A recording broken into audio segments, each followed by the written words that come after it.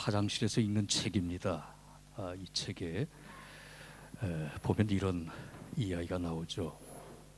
어느 장학사가 학교를 방문해서 감사하는 중에 중학교 아이에게 묻습니다. 얘야, 이 지구본이 왜 비뚤어졌는지 아느냐? 그랬더니 애가 하는 말이 저 잘 모르겠습니다. 잘 모릅니다. 아니 왜 지구본이 비뚤어졌니? 좀 얘기해봐라. 그랬더니 애가 하면서 정말 모른다고요. 그리고 제가 안 했습니다. 저는 안 했습니다. 울상이 돼가지고 얘기하는 거예요. 그러니까 옆에 따라오던 선생님한테 묻습니다. 아니 지구본이 왜 비뚤어졌는지 물어봤더니 애가 전혀 대답을 못합니다. 왜 이렇게 된 겁니까? 선생님한테 물었더니 선생님도 하는 말이 그 아이가 안 했다고 하면 그건 사실일 겁니다. 걔가 아주 정직한 아이거든요. 이 사람들이 농담하나? 교장 선생한테 얘기합니다. 아니 지구본이 왜 비뚤어졌냐고 물어봤더니 다들 대답을 못합니다. 그랬더니 교장 선생이 하는 말이 그래서 제가 회의할 때마다 좀 돈이 들더라도 좋은 것 사다 놓으라고 했는데 이번에도 또 싼 것 갖다 놨습니다. 다음에는 메이드 인 USA로 갖다 놓을 테니까 이번만 좀 지나가게 해달라고. 뭐 웃자고 만든 얘기입니다만은 여러분 다 아시죠? 왜 지구본이 비틀어졌는지. 이게 정상입니다. 원래 이렇게 생긴 거죠. 이야기를 통해서 작가는 참 사람들이 정말 알아야 할 것들을 제대로 알지 못하고 사는 경우가 많다는 걸 지적하고 있습니다. 얼마 전에 미국에서 있었던 일입니다. 이 보스턴에 있는 이 고등학교는 미국에 있는 전체 고등학교 가운데 5% 안에 들어가는 아주 유명한 그런 인류 고등학교입니다. 이 학교에 문학으로서의 성서라는 그런 코스가 있고요. 거기에 이제 선생이 퀴즈를 낸 겁니다. 그 결과가 해외 토픽으로 나왔습니다. 여러 가지 질문을 했는데 이런 답변들이 나온 겁니다. 소돔과 고모라가 무엇이냐 이렇게 물어봤더니 어떤 아이들이 이런 답변을 한 겁니다. 소돔과 고모라는 연인 관계라고요. 여러분 아십니까?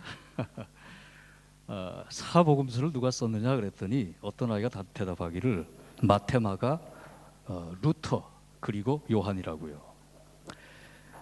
예수님은 누구에게 세례 받으셨나? 누굽니까? 요한이잖아요. 어떤 아이가 대답하기를 모세에게 세례를 받았다고요. 하도 기가 막혀서 아이들 채점하다가 전체 아이들의 성적이 50% 미만이 나온 겁니다. 그래서 선생이 고민하다가 이런 상을 만들었습니다. Number one of the misinformation prize. 그러니까 가장 잘못 쓴 상입니다. 잘못 대답한 최고 오답상. 질문이 뭔가 하면 골고다가 무엇이냐? 골고다가 뭐예요? 예수님이 돌아가신 장소입니다. 이런 답변이 나왔는데 이 답을 한 아이는 전체 3% 안에 들어가는 우등생입니다. 자, 골고다는 거인을 죽인 사도 다윗의 이름이다. 맞아요, 틀려요? 여러분 어떻습니까?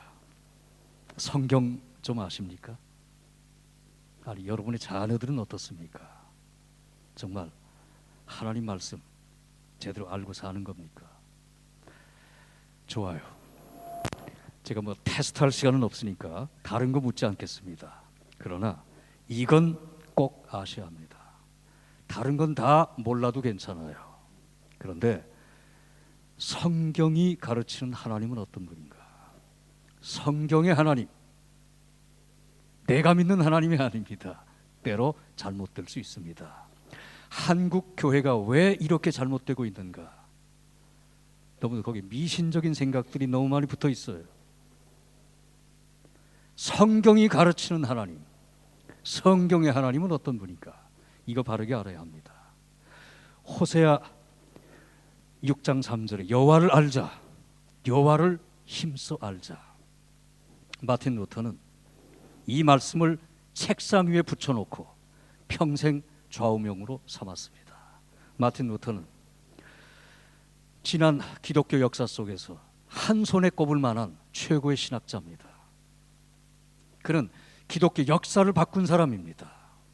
그는 수십 년 동안 신학교에서 신학을 강의했던 대학자입니다. 그러나 그는 매일 아침에 일어나면 이 말씀을 다시 암송합니다. 하나님을 알자, 힘써 하나님을 알자. 죽는 날까지 성경을 연구하고 읽고 묵상하고 기도하고 끊임없이 하나님을 경험하면서 하나님을 알아가는 그런 인생을 삽니다. 존 캘빈은 소위 장로교 창시자입니다. 존 캘빈이 기독교 강요라고 하는 유명한 책을 씁니다. 존 캘빈 신학의 핵심은 그겁니다. 하나님을 아는 것이 모든 지식의 출발이고 곧 나와 인생과 우주를 아는 것이다. 이건 바로 그 당시 웨스턴 필로소피, 서구 사회가 갖고 있는 가치관을 뒤집어 놓는 겁니다.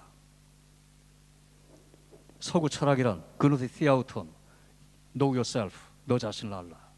여기서부터 출발합니다. 인간을 알아야 우주를 알고 역사를 알고 신을 안다. 인간 중심으로 출발을 해요. 여기에 대해서 존 칼빈은 아니다. 하나님을 알아야 나를 알 수 있고 인생과 우주와 역사를 알 수 있다. 하나님이다. 존 칼빈이나 마틴 루터나 그들 삶의 중심은 하나님을 알자. 하나님은 평생 알아도 다 알 수 없는 너무도 광대하시고 너무도 크시고 아름답고 귀한 분이십니다. 그런데 성경이 가르치는 성경의 하나님, 한마디로 요약하면 어떤 분인가? 하나님은 살아계시고 살아계신 하나님이 오늘도 나와 여러분을 사랑하십니다. 하나님은 살아계시고 우리를 사랑하신다. 이것이 성경 전체의 가장 핵심적인 메시지입니다. 첫째, 살아계신 하나님입니다. 요즘 이런 광고가 세계 전역에 선포되고 흘러가고 있습니다. 이런 광고가. 하나님은 안 계시다. 하나님은 안 계시다. There's no God. 영국에서 시작해가지고 호주 전 유럽에 한국에도 몇 년 전에 지하철에 또 버스에 심지어 TV까지 이런 광고가 나옵니다. 신은 아마도 없을 것이다. 이제 걱정을 멈추고 인생을 즐겨라. 그런 얘기입니다. 그런데 여러분, 우리 주변에 무신론자가 얼마나 많은지 아십니까? 전체 13%입니다. 크리스찬을 얘기하는 게 아닙니다. 신은 없다. 살다 끝나면 그걸로 끝나는 것이다. 무신론자. 가장 많은 나라가 어딘지 아십니까? 차이나 47%입니다. 두 번째는요, 바로 우리 옆 나라입니다. 일본 31%. 그래서 한국 교회가, 그래서 우리 크리스찬들이, 한국 크리스찬들이 소중한 거예요. 지정학적으로나 역사적으로나 하나님이 뜻이 계셔서 한국 교회 이렇게 부흥시켜 놨는데 너무도 많은 영적인 지도자들이 돈 사랑해서 세상 권력 추구하고 타협하고 세속화되어 버리고 점점 머리 깎인 삼손처럼 무기력하게 되고 있어요. 이렇게 양쪽에 무신론자들이 이렇게 많은데, 해야 할 일이 이렇게 많은데, 힘을 써야 할 때가 됐는데 힘을 잃어버리고 있어요. 체코의 30%, 프랑스가 29%, 대한민국 15%입니다. 점점점 커지고 있어요. 그리고 교회를 떠난 사람들이 점점점 이쪽으로 들어갑니다. 네덜란드 14%, 오스트리아, 호주, 아일랜드 10%, 전 세계적으로 13%가 무신론자입니다. 창세기 1장 1장에 가면 태초에 하나님이 천지를 창조하시니라. 성경은 신존재에 대하여 논하지 않습니다. 살아계신 하나님, 그 하나님께서 모든 우주와 역사를 창조한 것으로부터 선포하고 시작합니다. 그런 거로 시편 14편에도 가면 하나님이 없다 하는 자는 어리석은 자다. 가장 불쌍하고 무식하고 미련한 자라고 얘기합니다. 히브리서 11장은 페이스 챕터, 믿음장입니다. 우리가 가져야 할 믿음의 내용이 무엇인가? 11장 6절에 간단하게 요약합니다. 하나님께 나아가는 자는 첫째, 반드시 그가 계신 것과, 둘째, 그를 찾는 자들에게 상 주시는 이심을 믿어야 한다. 믿음이 없이는 기쁘시게 못하고, 이 믿음을 가져야 하는데 그 믿음이 무엇인가? 살아계신 하나님, 살아계셔서 일하시는, 기도에 응답하시는, 인생과 역사를, 우주를 이끌어 가시는 일하시는 하나님, 두 가지를 얘기합니다. 하나님은 살아계십니다. 그리고 우리를 사랑하십니다. 그런데 성경이 제시하는 사랑은 요한복음 3장 16절에 요약이 되어 있습니다. 하나님이 태초에 천지를 창조하셨다. 성경이란 하나의 스토리입니다. 이야기.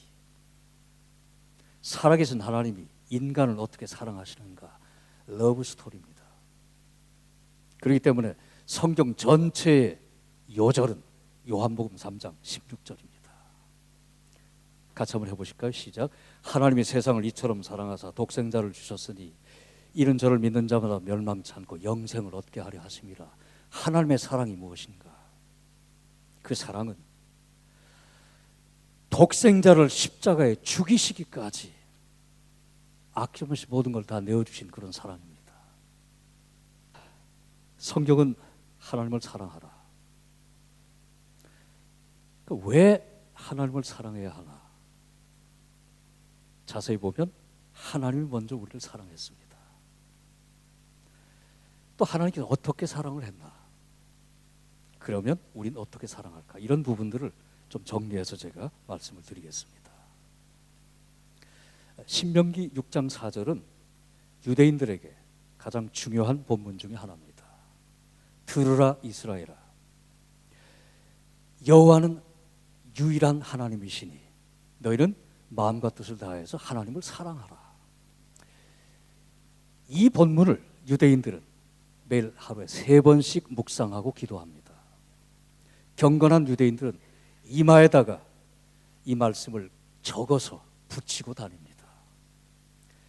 그래서 예수님께서 신약 성경에 들어가면 가장 큰 계명이 무엇이냐고 질문했을 때 이렇게 요약을 하십니다. 마음과 뜻과 정성을 다해 하나님을 사랑하라. 이것이 첫 번째 계명이고, 그 다음은 네 이웃을 네 몸같이 사랑하라. 이렇게 요약을 하십니다. 하나님을 사랑하라. 이것이 성경의 가장 중요한 첫 계명입니다. 그런데 왜 우리가 하나님을 사랑해야 하는 겁니까? 오늘 읽었던 본문 말씀에 가면 하나님이 우리를 먼저 사랑했다. 그렇기 때문에 사랑하라는 거예요.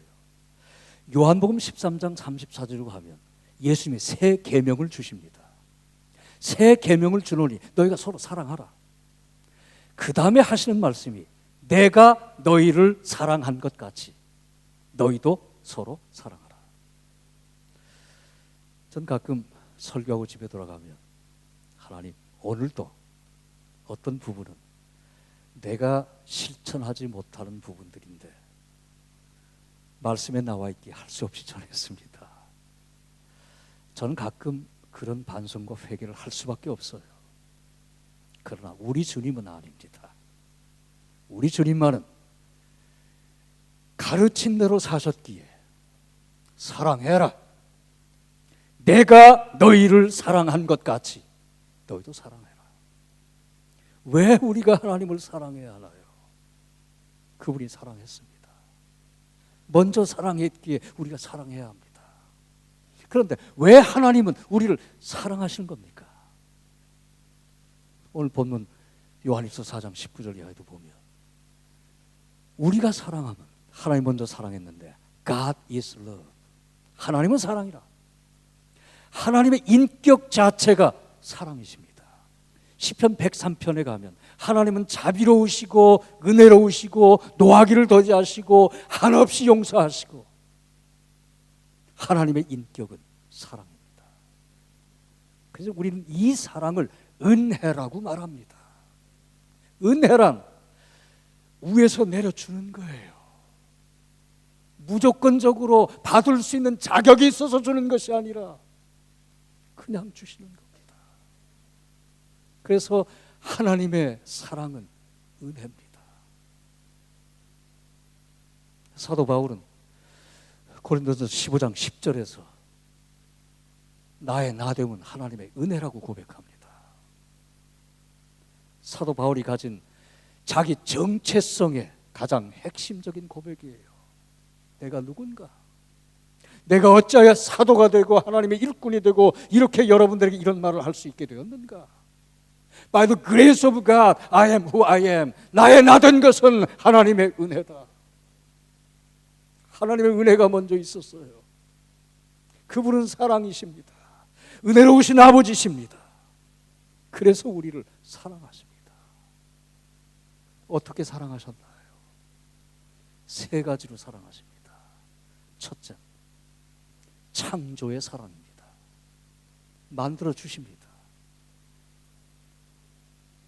이대로가 하나님의 작품입니다. 이렇게 살도록. 전 보스턴에서 오랫동안 공부를 했습니다. 미국에서. 보스턴만 해도 추워요. 겨울이 되면 이 기숙사에서 머물러 살다 보면 할 일이 없어요. 그러니까 공부하고 도서실 가고 그 다음에 이제 운동하려면 강당에 가서 합니다. 또 강당도 여러 가지 할 수 있는 게 없고 농구밖에 없어요. 할 만한 게. 제가 열심히 합니다. 운동을 잘하니까. 가서 미국 친구들하고 농구를 하면 항상 저는 그들 가슴밖에 안 가요. 제일 열심히 하는 사람 중에 하나입니다. 뭐 그렇게 만들어진 거 어떡합니까? 내가 가장 표준이잖아요. 가장 아담하잖아요. 여러분, 인생을 살면서 열등감 가지지 마세요. 특히 저는 한 35년 가까이 이렇게 이민 생활하면서 보니까 또 젊은이들 많이 가르치고 만나 교제하고 하다 보면 가장 문제가 열등감이에요. inferiority complex. 그런데 하나님은 이렇게 만들어 주신 겁니다. 물론 하나님의 형상이라고 말할 땐 우리 겉모습을 얘기하는 건 아니죠. 그건 네 가지입니다. 첫째, personality, 인격성입니다. 인간이란 소중해요. 모두가 다. 왜? 인격이니까. 인격이란 지정의를 가지고 있단 말이에요. 알고 느끼고 생각하고 판단합니다. 동물들도 본능이라는 게 있습니다. 그들이 해를 받으려고 하면 물고 덤빕니다. 인간이란 인격입니다. 어떤 일을 당하든지 누구를 만나든지 어떤 일을 직면하든지 생각합니다. 느낌이 있어요. 그리고 판단합니다. 또한 인간이란 모랄리티, 도덕성이 있습니다. 무엇이 옳고 그른가를 생각해요. 양심이 있습니다. 이게 타락해서 어두워지긴 했지만 믿는 자든 믿지 않는 자든 모든 인간이 도덕성이 있어요. 이거 하나님이 주신 겁니다. 형상이에요. 세 번째는 크리에이티비티, 창조성입니다. 인간만이 유일하게 불을 다룰 줄 아는 동물이에요. 인간은 문화를 창조하고 기술 문명을 만들고 그래서 하나님께서는 만물을 다스려라, 정복하라, 우리에게 관리할 수 있는 책임을 주신 겁니다. 그 마지막 네 번째는 스피리추얼리티, 영성입니다. 인간 하나님을 생각할 수 있어요. 그래서 어느 민족, 어느 문화, 어느 종교에 들어가도 어느 종족에 들어가도 거기에 항상 종교가 있어요. 하나님께서 영성을 주셨기 때문에. 이러한 하나님의 형상을 가진 소중한 존재입니다. 여기에는 남녀노소, 흑백, 황홍의 차이가 없습니다. 다 소중해요. 다 아름답고요. 전 캐나다에 20년 이상 살다가 레더 칼리지 와서 지난 5년 동안 일하고 있습니다. 이 학교 90년 역사 속에 아시안 프로페서는 제가 처음입니다. 교수에 들어가면 다 백인들이에요. 그리고 여기는 캐나다와 달리 원주민들이 이렇게 많은, 전 정말 놀랐어요. 캐나다에 가면 원주민 보호구역이 2,000개가 넘습니다. 원주민들은 따로 구역을 정해놓고 거기 삽니다. 정부가 먹고 살 거 다 제공을 해요. 그렇기 때문에 발전을 못해서 개토입니다. 가장 자살률이 높고 마약 중독자, 알코올 중독자가 가장 높은 곳이 보호구역입니다. 아주 심각해요. 그래서 캐나다, 미국에 있는 한인교회들이 거의 전부가 다 거기에 주력해서 선교 사역을 합니다. 저희도 노댓개 보호구역을 정해가지고 매년 열심히 선교를 합니다. 여기 오니까 너무 자유롭게들 원주민들이 살고 있잖아요. 구석구석 다 들어가 있고. 하나님께서 그렇게 만들어 주셨어요. 거기에 어떤 차별이 있어서는 안 됩니다. 그게 창조의 사랑입니다. 루이 14세가 프랑스 역사에서 가장 추앙을 받는 위대한 지도자 중에 하나입니다. 그가 치세하는 동안에 프랑스가 많이 국력을 넓혀갑니다. 강성해집니다. 그래서 그는 살아있는 동안에 I'm the state, 내가 곧 국가다, 그런 말도 했어요. I'm the great, 내가 가장 위대한 왕이다, 그런 말도 합니다. 그가 죽었을 때 어차피 죽습니다. 어떤 말을 했든지 어떤 영화를 누렸든지 때가 되면 끝나요. 그는 내가 가장 위대한 왕이라고 했기 때문에 장례식을 집전할 때 관을 금으로 만들고 금강석을 뽑아놓고 한 중간에 관을 놓은 다음 그 머리맡에 커다란 촛불을 킵니다. 그리고 주변의 모든 불들은 다 희미하게 낮췄습니다. 상징입니다. 가장 위대한 왕이 같단 말입니다. 이 장례식을 집전했던 감독은 말시론이라고 하는 유명한 감독입니다. 이 사람이 자기 순서가 돼서 장례식을 집전했을 때 첫 번째 했던 행동은 왕 머리맡에 서서 불을 꺼버렸습니다. 그런 다음에 유명한 말을 남깁니다. Only God is great. 물을 끼얹은 듯 온 장내가 조용하고 뭐 끄덕이며 머리를 숙입니다. 오직 하나님만이 위대하시고 하나님이 창조주이기 때문에 우린 모두가 다 피조물에 불과합니다. 또 이렇게 살아오면서 많은 경험들을 물론 했습니다. 여러분도 그렇겠지만 높은 사람도 만나보고 낮은 사람도 만나보고, 이번에도 박근혜 대통령이 캐나다, 미국 방문한다고 그러는데 저는 캐나다 수도에 있었기 때문에 YS가 올 때도, DJ가 올 때도, 노태우 씨가 올 때도, 전두환 씨가 올 때도 항상 옆자리에 앉아서 식사 같이 했습니다. 왜냐하면 그 지역이 제가 종교계 대표랍니다. 제 가장 오래되고 큰 교회를 섬겼으니까. 우리 교회 안에도 30% 이상이 PhD를 갖고 있어요. 연방정부 공무원들이 그득하고요. 그 다음에 대사관에 구역이 몇 개를 만들 정도로 대사관 직원들이 다 나옵니다. 상위 한국 사회 5%에 속할 만한 사람들 많이 만나봤습니다. 뭐 교회 안에서 서울대 이대 동창회를 하더라고요. 근데 한국에 있을 땐 고아 사역을 좀 했습니다. 노동자 운동도 했고요. 어떻게 보면 한국 사회 가장 하위 5%에 해당하는, 초등학교도 제대로 나오지 못한 사람들 많이 만나서 함께 먹고 자고 생활하고 사역했습니다. 근데 인간이란 백지 한 장 차이입니다. 어차피 모두가 다 피조물에 불과하고요. 때가 되면 다 놓고 가야 합니다. Only God is great. 하나님의 창조의 사랑으로 너나 나나 사는 겁니다. 그런 우리가 죄 때문에 타락해서 영적인 죽음에 들어옵니다. 사랑의 하나님은 거기서 끝나지 않고 소위 Recreation Love, 재창조의 사랑을 하십니다. 바로 그것이 예수님의 십자가입니다. 하나님이 세상을 이처럼 사랑하사 독생자를 주십니다. 어떻게 주셨나요? 십자가에 죽으시기까지 그렇게 내어주시는 겁니다. 이 재창조의 사랑을 통해 우리 하나님의 자녀가 되고 영원한 소망 가운데 살게 된 거예요. 얼마 전에 있었던 얘기입니다. 뭐 전쟁이 많잖아요. 아프가니스탄에서 어떤 아이가 폭격 때문에 죽어가는 것을 미군 병사가 발견을 했습니다.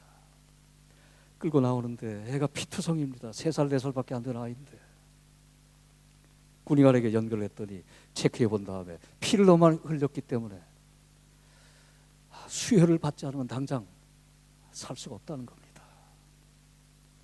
그래서 아이의 혈액형을 조사해 보니까 제대로 나왔네요 지금. 또 기다리다 보면 또 이렇게 은혜가 됩니다. 조금만 기다리면 돼요. 참으면 됩니다. 자, 근데 혈액형이 맞질 않아요. 애가 아주 희귀한 혈액을 갖고 있어요. 가족들 체크해 보니까 오빠 7살, 6살, 7살 먹은 어린 아이의 오빠가 혈액형이 매치가 돼. 그의 피가 필요한 겁니다. 애한테 얘기해요. 네 피를 좀 받아서 애를 줘야 네 동생이 산다. 피를 좀 빼자. 애가 갑자기 얼굴이 하얘지면서 굉장히 주저주저합니다. 자꾸 설득을 했어요. 좀 네 피가 필요하다. 아이가 울상이 되더니 그러나 조금 있다가 예 그러면 선생님 그렇게 하십시오. 피를 뺐어요. 애를 살렸습니다. 조금 있다가 어린아이가 선생님한테 따라와서 하는 말이 선생님 이제 저는 언제 죽습니까?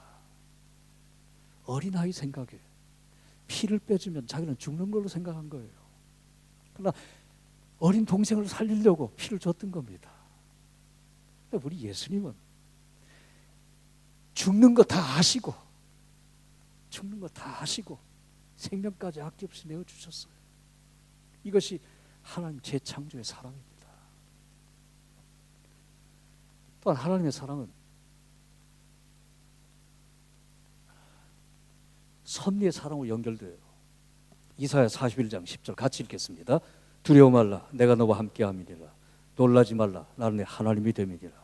내가 너를 굳세게 하리라. 참으로 너를 도와주리라. 참으로 나의 의로운 오른손으로 너를 붙들리라. 하나님 우리를 도와주십니다. 함께 하십니다. 다스리십니다. 그런 거 우리는 로마서 8장 28절 하나님을 사랑하는 자 곧 그 뜻대로 부르심을 입은 자들에게는 모든 것이 합력하여 선을 이룬다. 이걸 믿고 고백합니다. 살다 보면 마른 하늘에 날벼락이 때릴 때도 있잖아요. 한번 이런 거 한번 상상해 보세요. 자고 있는데 여러분 집 앞에 바위가 굴러 들어온 겁니다. 저는 상상을 해봤나요? 꿈에도 생각하지 못했던 일들입니다. 여러분 한국에 갑자기 도로가 푹푹 꺼지는 일들이 있어요. 미국이나 캐나다도 마찬가지입니다.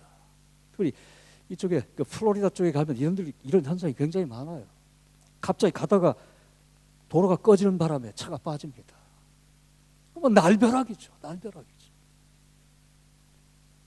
그럼에도 불구하고 날벼락이 내려도 그것이 현실이고 인생이지만 우린 고백해요. 모든 것이 합력하여 선을 이룬다고요. 왜 그렇습니까? 하나님 살아계시고 우리를 사랑하시기 때문에. 저도 뉴질랜드에 와서 일하고 산다는 건 꿈에도 생각을 안 했습니다. 계획이 없었습니다. 오기 전에 제가 한 교회에서 한 20년 동안 담임 목회를 했습니다. 그리고 이제 수백만 달러 건축해가지고 프로젝트 진행하고 있었고요. 제 계획은 우아하게 목회 잘 하다가 은퇴하는 것이지 뉴질랜드 뭐하러 삽니까? 그렇잖아요. 캐나다에 그렇게 오래 살았는데 그런데요, 의사를 만났는데 매년 체크를 받았습니다. 그땐 의사가 좀 이상하대요. 이 심장에 뭔가 이상한 게 시작이 됐다는 겁니다. 그래서 확실치 않으니까 좀 자세하게 체크업을 좀 받아야 되겠다. 그래서 6개월 동안 3명의 심장 전문 의사들을 만나가지고 심층적으로 다 체크업을 받았습니다. 그랬더니 뭐 당뇨나 고혈압이나 모든 기능은 다 정상인데 스트레스 때문에 여기 뭔가 이상이 생겼대요. 자꾸 소리가 들리고 심장 근육이 이완이 되고, 그러니까 계속 이 스트레스를 줄이지 않으면 언제 터질지 모르겠다는 겁니다. 청천벽력이죠. 청천벽력이죠. 한참 일할 때인데. 그래서 기도하기 시작했습니다. 어떻게 할 것인가. 참 내려놓기 힘들더라고요. 그러나 하나님 앞에 기도하고 건강이 우선이니까 당회에다가 사표를 제출했습니다. 아무래도 건강 문제 때문에 사임을 해야 될 것 같다고. 당회에서는 사표를 반려하면서 1년간 안식년 줄 테니까 회복한 다음에 다시 돌아오라고. 그런데 한교 20년 했습니다. 그리고 지금 모계지 많이 얻어가지고 건축 진행 중에 있는데 이거 2중 3중으로 교인들한테 짐을 주는 거 아닙니까? 아무리 생각해도 그게 옳은 것 같지 않아요. 또 1년 쉬고 난다고 해서 내 건강이 완전히 회복된다는 보장도 없는 거고. 그래서 기도하다가 다 내려놓는 것을 결정하고 내려놓은 다음에 또 교회 근처에 있으면 이런저런 영향이 끼칠까 봐 가장 먼 곳으로 여기까지 와버린 겁니다. 떠날 때 거긴 추워요. 12월 달에 떠나는데 영하 20도입니다. 오클랜드 공항에 딱 도착하니까 영상 25도. 천국이더라고요. 그때부터 지금까지 지난 5년 동안 거의 매일 여긴 산책할 수 있잖아요. 운동할 수 있잖아요. 여기서 비자 받으려면 건강 체크업을 또 받아야 됩니다. 심장병 전문 의사를 만나야 돼요. 거기 소견서 없으면 비자를 받을 수가 없습니다. 작년 말에 의사가 그래, 이젠 더 이상 심장병 의사 만날 필요가 없다고. 아무런 소리도 안 들리고 아무런 문제도 없고 더 이상 오지 말라고. 여러분, 살다 보면 마른 하늘에 날벼락이 있습니다. 그러나 하나님은 여전히 살아계시고 합력하여 선을 이루도록 이끌어 가십니다. 절망하지 마세요. 포기하지 마세요. 뭐 이런 일도 있잖아요. 정말 회복이 불가능할 정도로 완전히 박살나는 때도 있습니다. 사랑하는 사람이 죽는다든가, 사업이 망한다든가, 이혼한다든가, 정말 도저히 회복할 수 없을 만큼 왕창 박살나고 깨져버리는 이런 때도 있어요. 그러나 여전히 하나님은 살아계시고 우리를 사랑하십니다. 그래서 우리는 로마서 8장 38절 39절 같이 읽으십시다. 내가 확신하노니 사망이나 생명이나 천사들이나 권세자들이나 현재일이나 장래일이나 능력이나 높음이나 기품이나 다른 어떤 피조물이라도 우리를 우리 주 그리스도 예수 안에 있는 하나님의 사랑에서 끊을 수 없으리라. 그 어떤 것도 끊을 수 없습니다. 왜냐하면 하나님은 살아계시고 우리를 사랑하시기 때문입니다. 이제 정리하십시다. 성경의 중심적인 교훈은 하나님을 사랑하라 하는 겁니다. 왜 하나님을 사랑해야 하나요? 하나님이 먼저 우리를 사랑하셨기 때문에, 생명까지 아낌없이 내어주면서 사랑하셨기에 사랑합니다. 왜 하나님 우리를 사랑하십니까?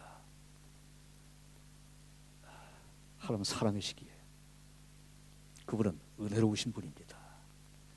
그래서 3가지의 방법으로 창조, 재창조, 그리고 섭리하십니다. 이런 사랑으로 끊임없이 우리를 사랑하십니다. 이제 마지막으로 이런 하나님 우리가 어떻게 사랑해야 할 것입니까? 마태복음 22장 37절 40절까지 가면 여기에 방법이 나옵니다. 같이 읽겠습니다. 예수께서 가라사대 네 마음을 다하고 목숨을 다하고 뜻을 다하여 주 너의 하나님을 사랑하라 하셨으니 이것이 크고 첫째 되는 계명이요 둘째는 그와 같으니 내 이웃을 내 몸과 같이 사랑하라 하셨으니 이 두 계명이 온 율법과 선지자의 강령이니라. 여기 보면 하나님 어떻게 사랑해야 하는가 세 가지를 얘기합니다. 첫째, God first, 최우선적으로 사랑하라. 첫째 되는 계명입니다. 둘째 계명보다 앞섭니다.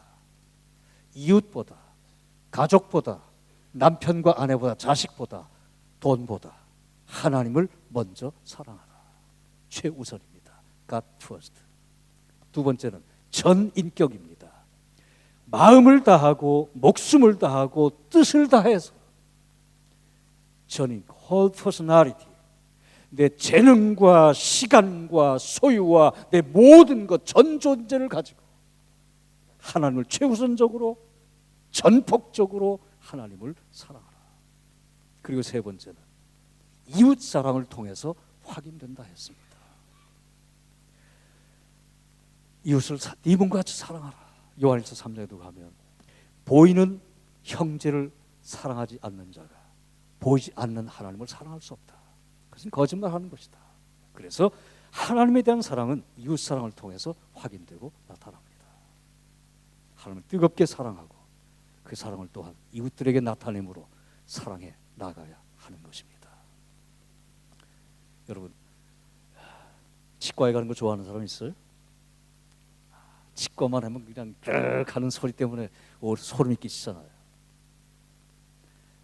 만약에 치과에 가서 치료를 받고 눈을 딱 떴는데 여러분 입안에 있는 모든 치아를 다 빼버렸다면 여러분 심정이 어떻겠습니까? 그런 일이 얼마 전에 있었어요. 체코에서 32개를 다 뽑아버린 겁니다. 여자 의사, 치과 의사입니다. 근데 환자로 온 남자가 옛날 남친입니다. 한두 개만 치료하면 되는데 마취시켜 놓고 치료하면서 보니까 옛날에 주었던 상처가 자꾸 새록새록 피어나는 겁니다. 얼굴 보고 있는데 속이 쓰려요. 기회가 왔습니다. 리벤지 하는 겁니다. 그러니까 꼭지가 돈 거죠. 그래서 배신했던 그 남자 이빨 32개를 다 뽑아버린 겁니다. 그러니까 우리 하나님은 그런 분이 아닙니다. 우리가 여전히 잘못하고 살지만 은혜로우신 사랑의 하나님은 내가 잘못했습니다. 용서를 구하면 흰 눈처럼 깨끗하게 용서하시고 더 이상 과거를 묻지 않으시고 또 용서하시고 또 용서하십니다. 그런 사랑을 우리 주님은 우리가 베풀며 살기를 원하시는 겁니다. 칼 바르트라고요. 저는 20세기에 가장 참 위대한 신학자 중에 하나입니다. 이분은 평생 이렇게 목회도 하고 사역을 하면서 3만 페이지 이상의 논문과 책을 쓴 사람입니다. 저도 너댓권의 책도 써보고 수십 편의 논문도 써보고 글들도 많이 써봤습니다만 아무리 꼽아봐도 몇 천자, 몇 천 페이지 그거면 고작일 것 같아요. 이 3만 페이지 이상 이거 대단한 겁니다.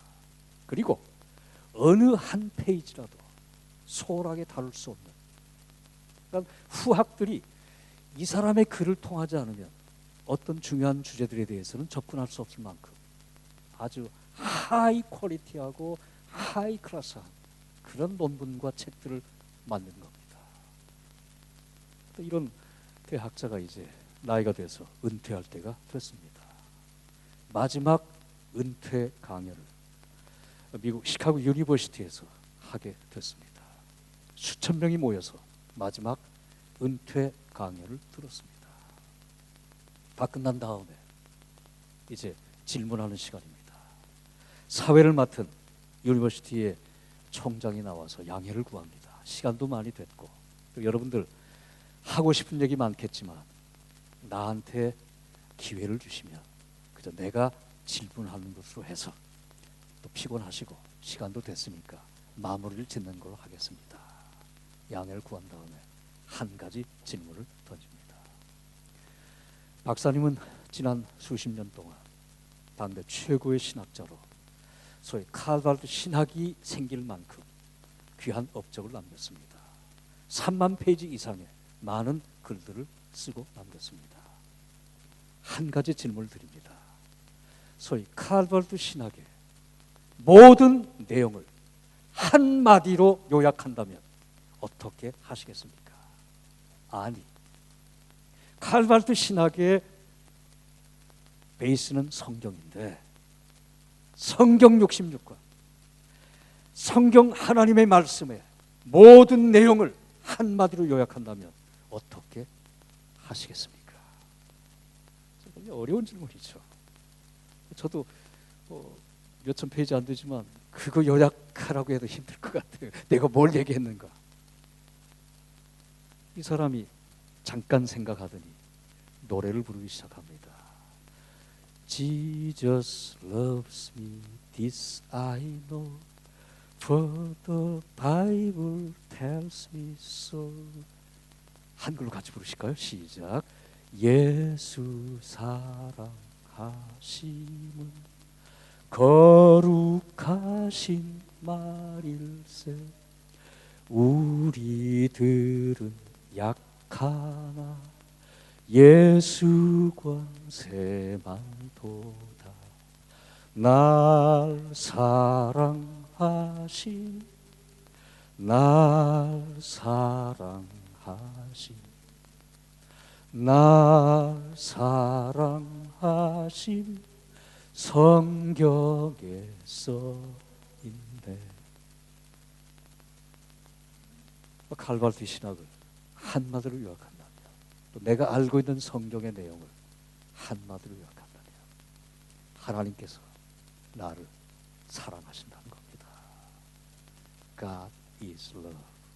하나님은 사랑이십니다. 자기 생명을 아낌없이 내어주시기까지 우리를 사랑하셨습니다. 그 하나님께서 내가 너희를 사랑한 것 같이 너희도 서로 사랑하라고 말씀하십니다. 하나님을 뜨겁게 사랑하고 또 뜨겁게 성도와 이웃들을 사랑하는 광명교회 성도 여러분들 다 되시기를 주의 이름으로 간절히 축원합니다.